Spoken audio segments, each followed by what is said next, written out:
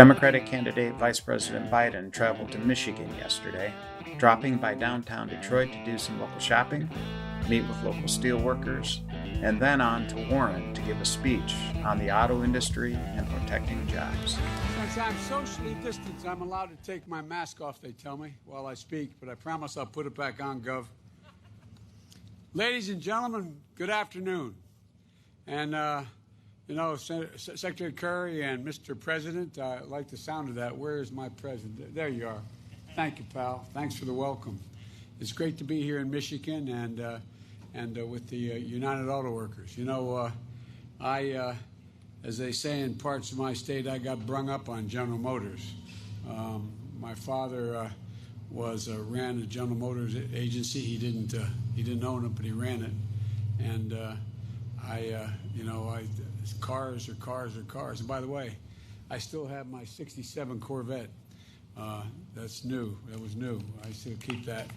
But I got to tell you, I'm waiting for that electric one you just all made that goes 210 miles an hour. But that's a different story. Look, earlier this week, and the reason we're a little bit late here, we found as I was getting off the plane, the press asked me a legitimate question that I did not have the background on because it occurred on the plane. Earlier this week, we celebrated Labor Day, and here at the heart of the American automobile industry, we never forget everything that we owe the unions. And unions, as you've heard me say many times, built this country. Unions built the economy. The economic engine has driven American manufacturing dynamism. And literally, in the case of the auto workers, you're the ones that did it. So I want to thank you again, UAW Region 1, for hosting me today. And it's great to see Senator Stabenow, my good friend Debbie Stabenow. Got a chance to spend a little time with the governor. But Senator Stabenow and I worked together on an awful lot of matters over the years in the United States Senate. She was a great partner to me when I was vice president. And we worked in lockstep to get the people of Michigan back on their feet. We were joined by one of the best and brightest and hardest working governors around, my friend Gretchen Whitmer. And if you're wondering what responsible, strong executive leadership looks like in COVID-19, just look at this executive right here. Governor, you've done an incredible job steering the people of Michigan through a turbulent time. Much of it is brought on by Donald Trump's lack of leadership. You've been rock solid, Governor. You've listened to the experts, and you've led with science. And you put the needs of the people who are hurting first, helping them get through this crisis. Meanwhile, on the day that we hit 190,000 dead in the United States because of COVID-19, we just learned from the Washington Post columnist Bob Woodward that the President of the United States has admitted on tape in February he knew about COVID-19 that had passed through the air. He knew how deadly it was. It was much more deadly than the flu. He knew and purposely played it down. Worse, he lied to the American people. He knowingly and willingly lied about the threat it posed to the country for months.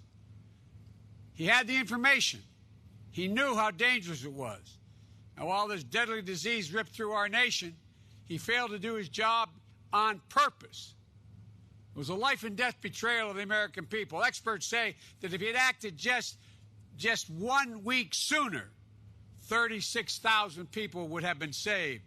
If he acted 2 weeks sooner, back in March, 54,000 lives would have been spared in March and April alone. You know, his failure has not only cost lives, it sent our economy in a tailspin. It cost millions more in American livelihoods. This is a recession created by Donald Trump's negligence, and he is unfit for this job as a consequence of it. How many schools aren't open right now? How many kids are starting the new school year the same way they ended the last one, at home? How many parents feel abandoned and overwhelmed? How many frontline workers are exhausted and pushed to their limits? And how many families are missing loved ones at their dinner table tonight because of his failures? It's beyond despicable. It's a dereliction of duty. It's a disgrace. We're going to hear a lot more about this, I'm sure, not just from me, but from the news media and a lot of others. But I want to ask you one simple question. What's the value of a promise? What's it worth?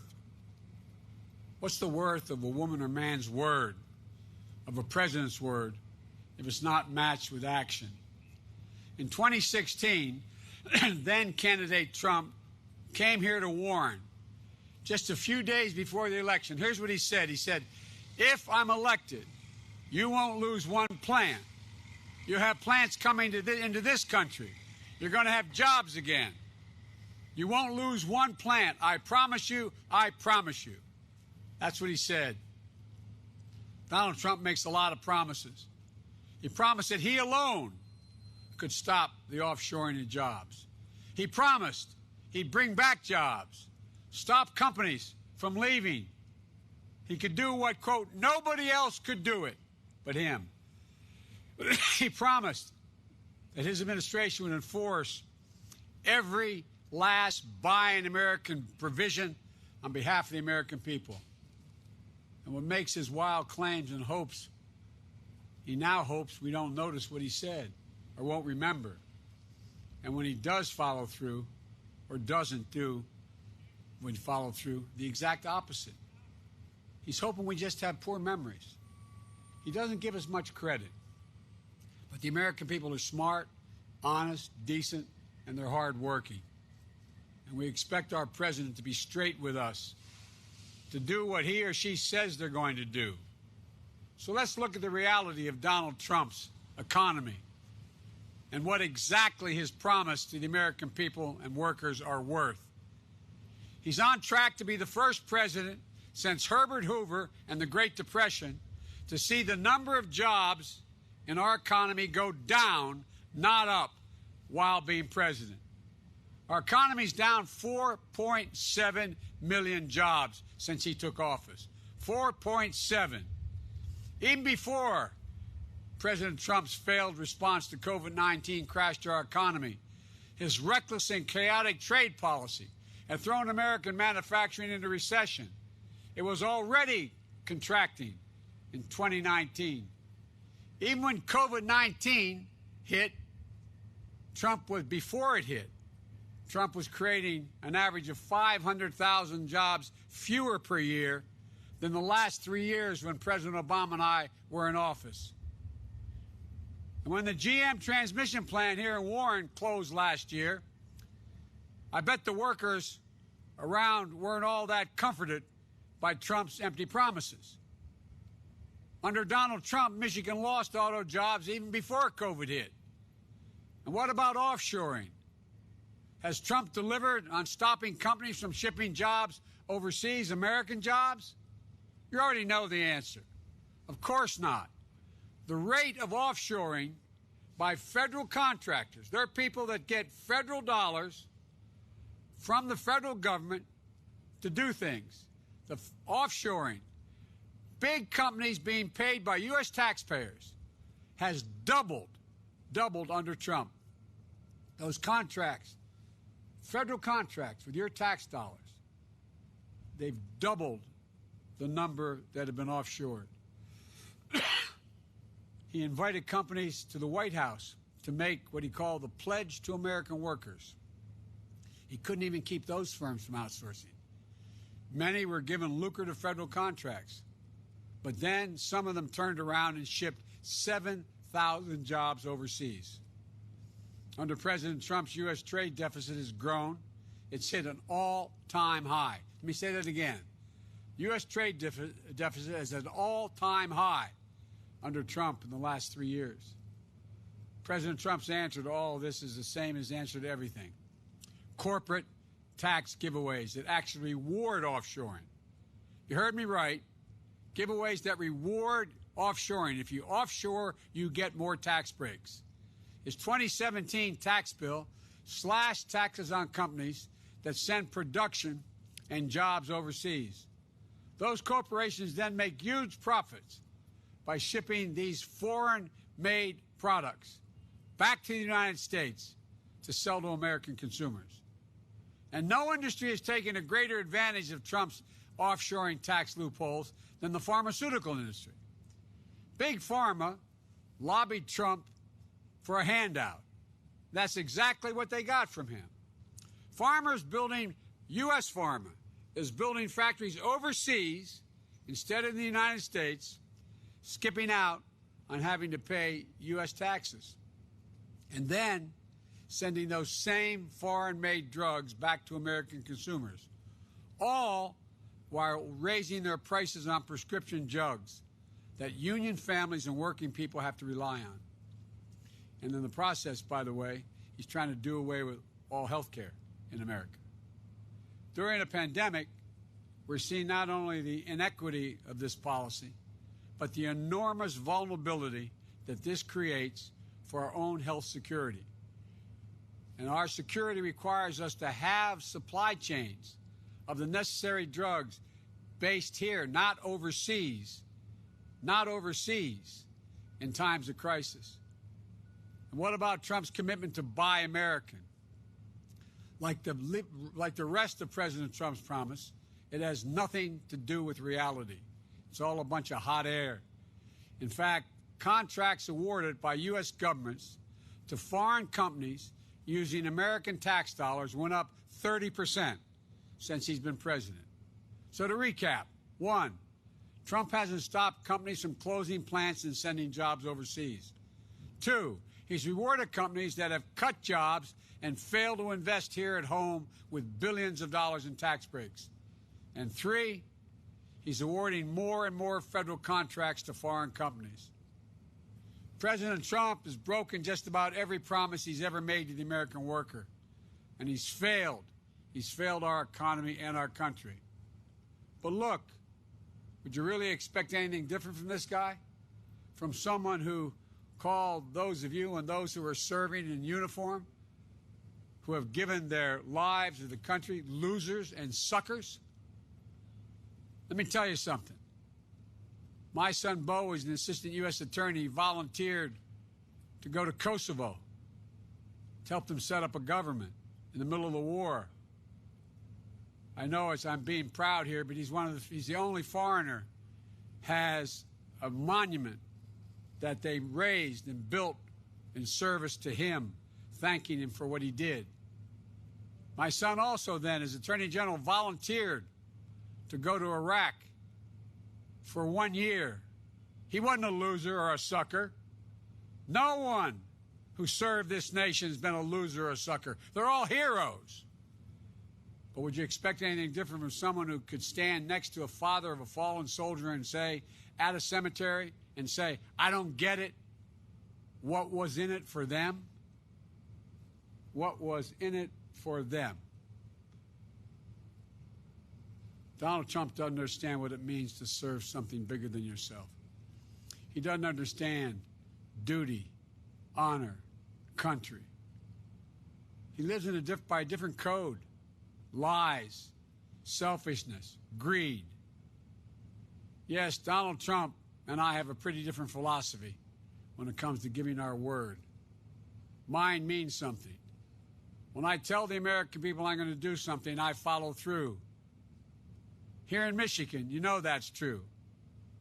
When Barack and I took office back in 2009, the economy was crashing. We inherited an economy in free fall. And millions of Americans, including so many right here in Michigan, lost their jobs, their homes, and their savings. With the help of Debbie breaking her neck here, President Obama and I worked hard. He put me in charge of the Recovery Act.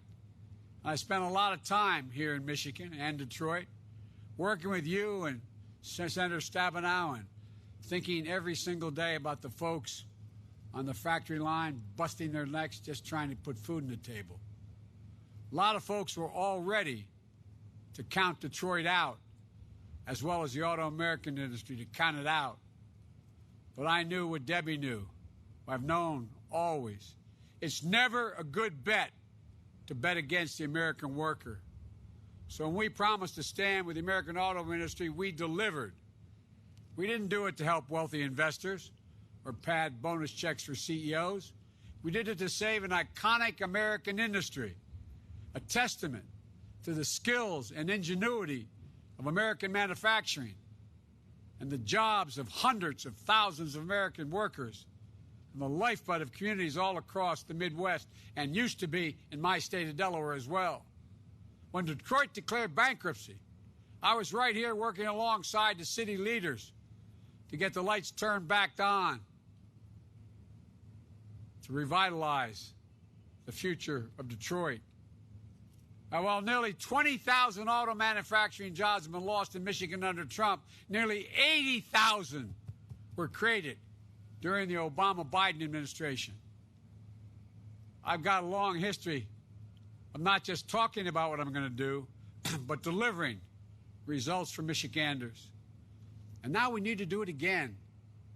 We need to do the hard work, not only to recover, but to build the economy back for the future once more. That's why my Build Back Better agenda, that's what it's all about. It starts right here with you in the union halls all across America. Back in July, I made the first plank of my agenda a plan to modernize American manufacturing and technology to ensure that the future is made in America by all of you. And today, I'm announcing some additional steps to make this plank even stronger. First, we're going to impose a tax penalty on companies that avoid paying U.S. taxes by offshoring jobs and manufacturing, only to sell those goods back to the American consumer. If your big corporate strategy is to boost your shareholders' profits, your CEO's bonuses by moving jobs out, well, we're going to make sure you not only pay full U.S. taxes on those profits, but we're going to guarantee, we're going to add a 10% offshoring penalty surtax to your bill. No more deductions for writing off expenses for the cost of sending jobs overseas, which is a big deal. That could be done here at home by qualified American workers. I'm not looking to punish American business, but there's a better way. Make it in Michigan, make it in America, invest in our communities and the workers in places like Warren.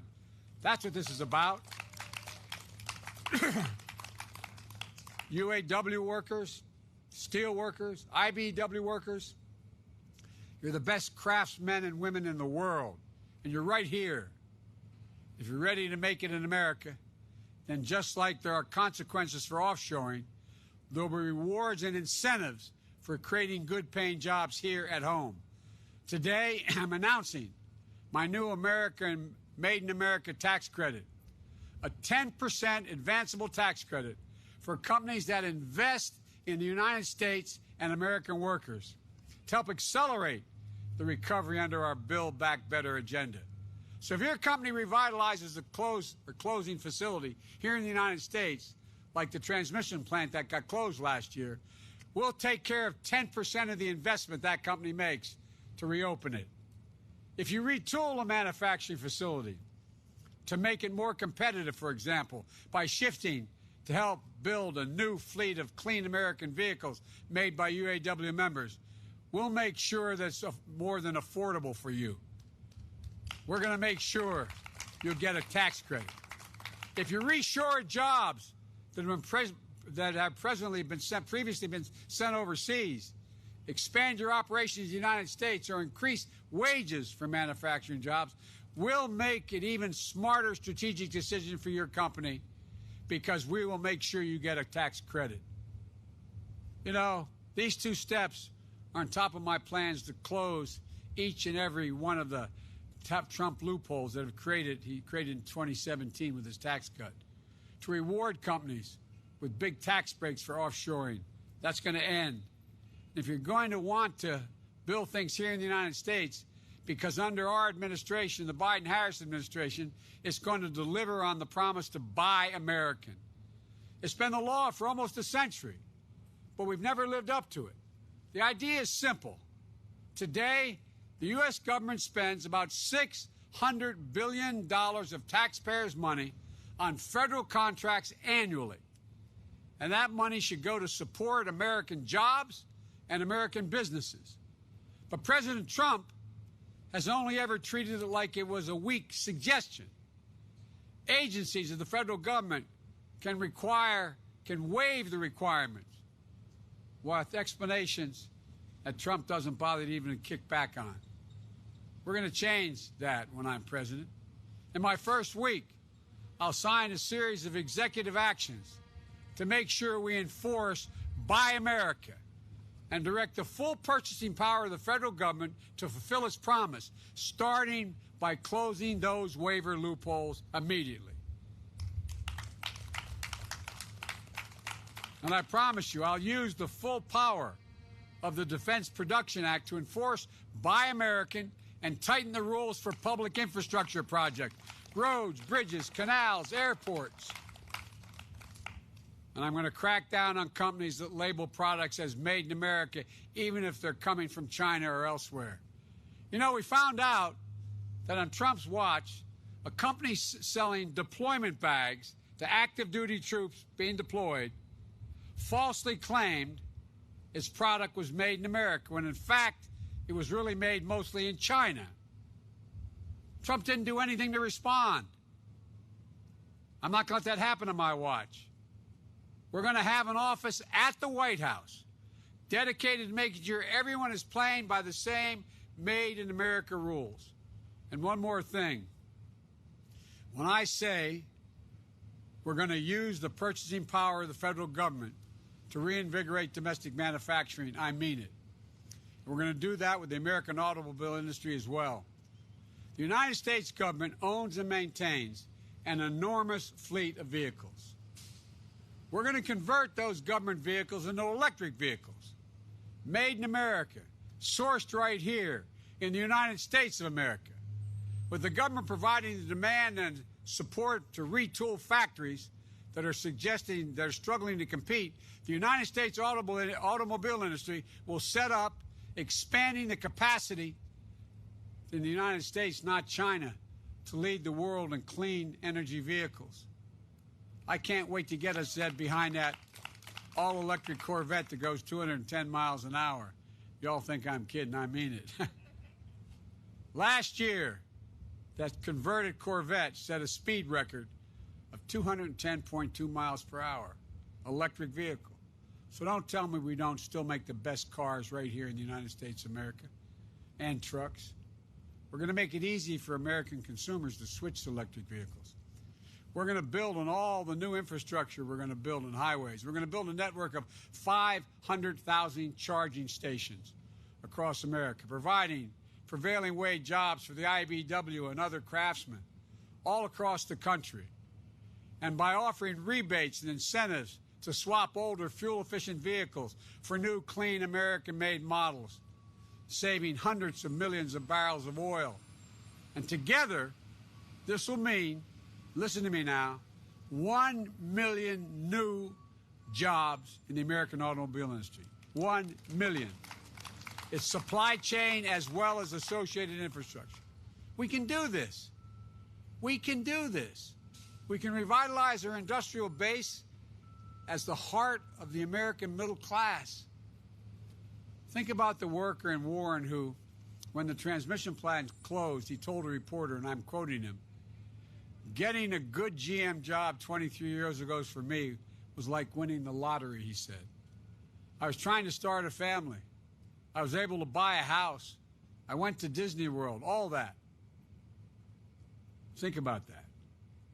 A job that felt like winning a lottery because it opened the door to a life that you wanted for yourself, because it gave you dignity, allowed you to provide for your family. Getting a good job in 2020, right here in America, shouldn't be a lottery. It should be an absolute expectation for everyone. I don't accept the defeatist view that the forces of automation and globalization mean we can't keep good-paying union jobs here in America and create more of them. I don't buy for 1 second that the vitality of American manufacturing is a thing of the past. We have the most qualified workers in the world. American manufacturing As the old expression you heard your grandpop say, and grandmother, was the arsenal of democracy in World War II. Well, guess what? It's going to be part of the engine of American prosperity now in 2021. And we're going to make it happen with American grit, American determination, and American union workers. Look, folks,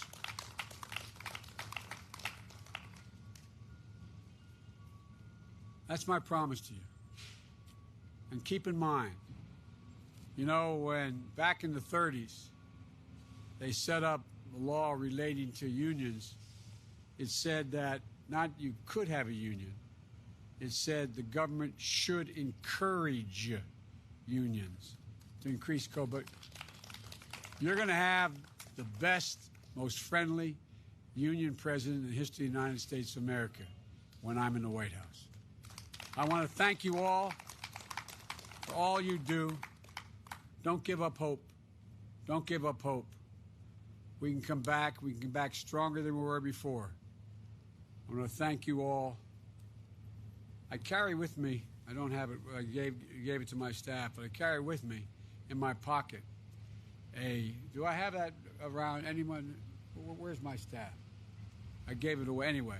I carry a schedule in my pocket that lists every single day the number of troops lost in Afghanistan and Iraq, the number wounded. This is my schedule. The back of the schedule, there's always a black box. You can't really see it. The press may be able to. It says daily U.S. updates. Troops died in Iraq and Afghanistan. 6,922. Not over 6,000. 6,922. Because every one of those women and men left behind an entire group of people who relied on them. U.S. troops wounded in Iraq and Afghanistan, 53,188. Not over 53,000. U.S. COVID-infected military, U.S. COVID-infected in America, 344,700. U.S. COVID deaths, 189,506. Military COVID infected, 118,984. Military COVID deaths, 6,114. Folks, every one of these lives matter. Every one of these lives left somebody behind grieving. We can't ever forget them. Ever forget them. So thank you all. God bless you, and may God protect our troops. Thank you.